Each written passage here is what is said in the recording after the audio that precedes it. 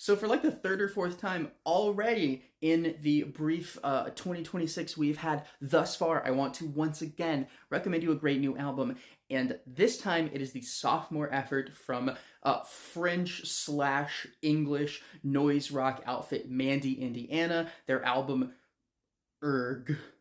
This band first began to turn heads a few years ago when they dropped their debut, a record that channels a lot of vintage dark wave and industrial from the 80s and 90s with its gritty, textured, metallic, very grinding and intense tones and guitar tones and distortion layers and the dark, distant, pummeling electronic beats that they are paired with. And in the meantime, they signed to Sacred Bones going into this sophomore record, which is a label that I really, really like. And as a result, this album turned out exactly as good as I was hoping for.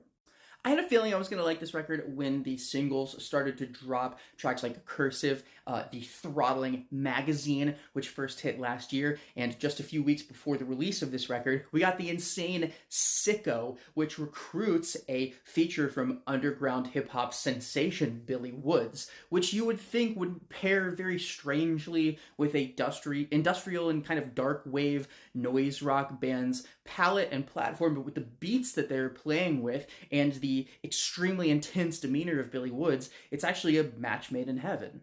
And this album also has a lot of thematic density to work through if you're willing to hunt down French translations like I was. It is an explosive sentiment of resistance and self-empowerment in the face of political turmoil, but more so than the themes this record explores, it's the sound palette they use to explore them that has really clicked with me.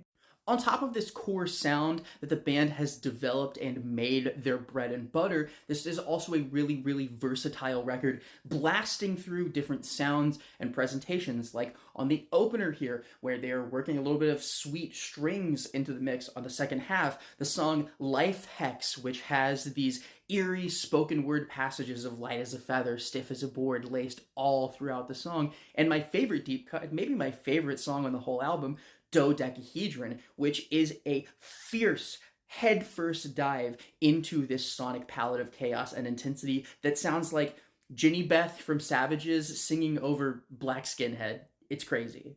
So yeah, I'm going with an 8 on this thing. I think it is one of the most creative, intense, and hard-hitting records that you will hear this year, and a modernization and interpretation of noise rock that I find really fascinating and highly recommend. Listen to the record and tell me down there what you think of it.